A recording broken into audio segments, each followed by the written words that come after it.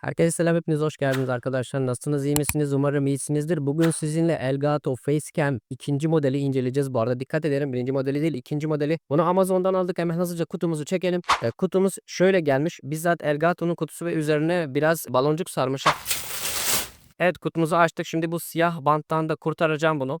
Şöyle size de göstereyim. Elgato Facecam. Şöyle arka tarafını da göstermek istersem. Ama şu an dış görünüşünde bir sıkıntı yok. Amazon'dan aldım dediğim gibi. Şimdi kutumu buradan açacağım. İsterseniz beraber bir yapalım bunu. Nice. Kutumu böyle açtım. İçeriden bir kağıt karşıladı bizi. Bir açalım bunu hızlıca. Fatura mı, garanti mi ne? Garanti belgesi. Tamam.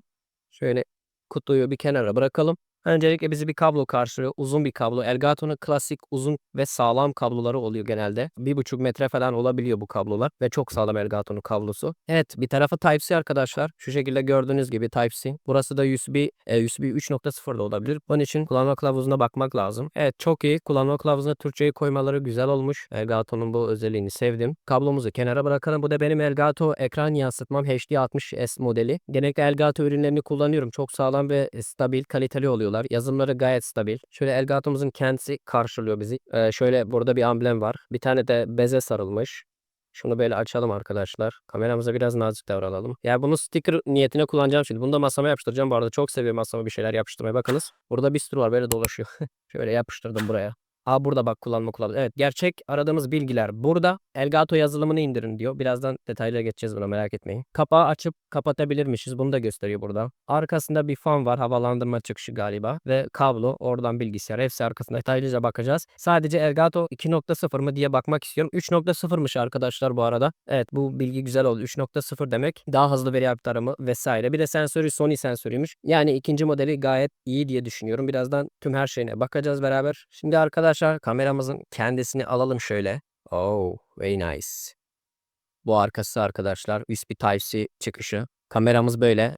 Ön tarafında bir kapak var. Açılıp kapanabiliyor bu arada. Bu güzel bir şey gizlilik açısından. Şurası ise herhangi bir monitörünüzün paneline yapıştırmak için, sabitlemek için kullanabilirsiniz. Bu arada burası sert değil. Monitörünüze zarar vermez. Evet arkadaşlar, çok da iyi durdu bu arada. Tam size göstereyim arkadaşlar. Şu şekilde. Bence gayet iyice güzel tuttu. Şu yüksekliğini de kendinize göre ayarlayabilirsiniz. Ama ben bunu tripodumun üzerine bırakacağım. Bende hali hazırda masaüstü 2 tane tripodum var. Onlarla değerlendireceğim. Birazdan onları da göstereceğim. Açalım şöyle, şu şekilde. İç lensi var. Sony'nin o mükemmel kamerası. Sony'yi çok seviyorum bu arada. Sony'nin bütün kameraları çok iyi. Evet, ağırlığına geçecek olursak ağırlığını söyleyeyim size arkadaşlar. Ağırlığı bu arada 84 gram gibi bir şey. Yani çok hafif bir ağırlığı var gerçekten. Ama bu hafif ağırlığa aldanmayın. Bence Sony kameralar harikalar yaratacak birazdan. Hemen hızlıca isterseniz bağlantımızı sağlayalım. Şöyle şuradan bunu açıyoruz arkadaşlar ve çevirmeye başlayacağız. Çünkü ben bunu bir monitörün üzerine değil de tripoda koyacağım için şu arkadaşı buradan ayırıyorum ve güvenle saklıyorum bu arada. Tamam baby'si, seninle işimiz kalmadı. Evet,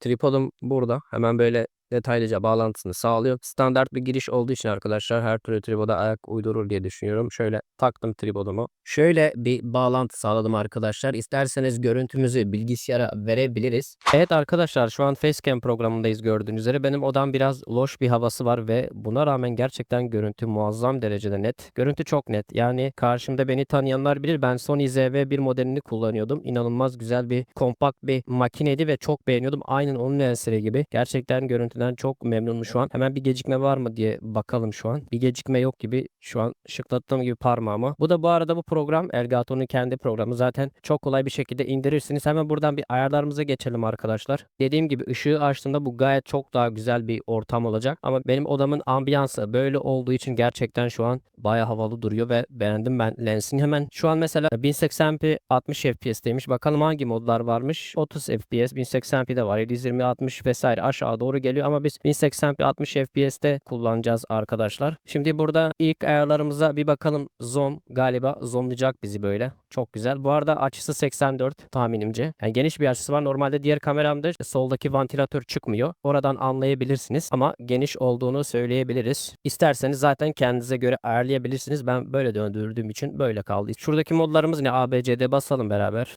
Bu kısaca şey. Okey. Tamam, böyle A'da kalsın. Konstrat oranı bunu otomatik ayarlayamıyoruz değil mi? Galiba otomatik gelmiş zaten. Bir deneyelim. Artıralım mesela, şu an baya böyle keskin oldu görüntü. Böyle de çok beyaz olur. Kafanıza göre kullanabilirsiniz. Benim oda karanlık bu arada.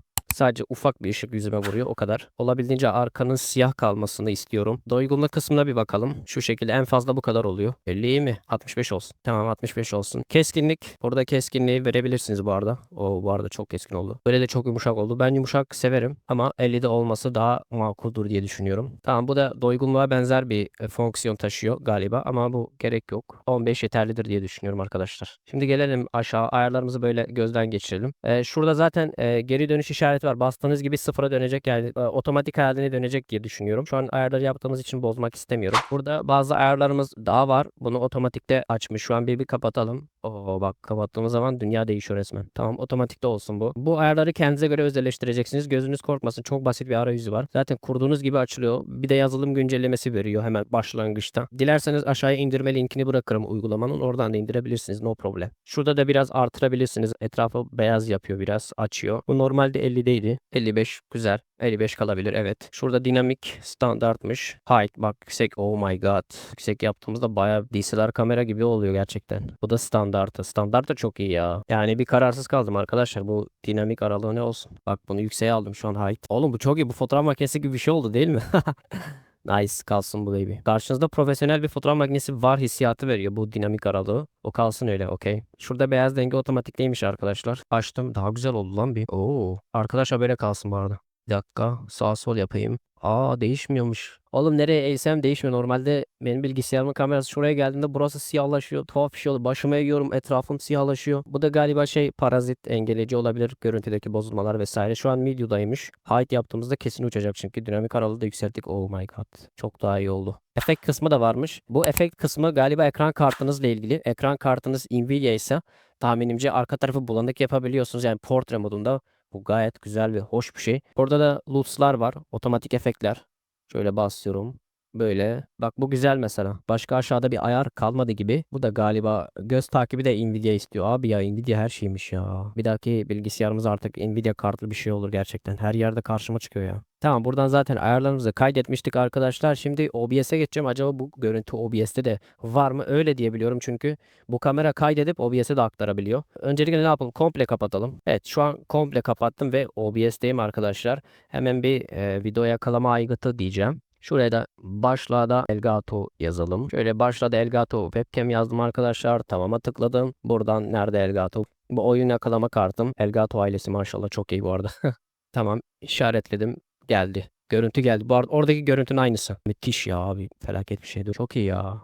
Geldi arkadaşlar. Görüntü burada. Buradan artık kendinize göre görüntü kırpıp açabilirsiniz. Bu arada ben çok pürüzsüz yaptım. Biliyorum, ben böyle seviyorum. Siz kafanıza göre yaparsınız. Keskinleştirme vesaire. Ben daha çok fotoğraf makinesi havası yaratsın diye böyle pürüzsüz yaptım. Ayarları da zaten gösterdim size. Makine şu an mavi ışık bu arada. Mavi ışıkta olduğu zaman çalışıyor anlamında. Kapağı vesaire var. Kablosu 2 metreydi bu arada. Kabloyu ölçtüm, bayağı uzun yani. Hatta 2 metreye yakın bir şey, daha da uzun olabilir. Öyle, şu an hiçbir sıkıntımız yok. Cihaz gayet iyi. Arkadaşlar, almanızı kesinlikle tavsiye ediyorum. Amazon'dan aldım. Ayrıca buraya kadar izlemişseniz abone olmayı, like atmayı unutmayın. Bir sonraki faydalı videoda görüşmek dileğiyle. Hoşçakalın.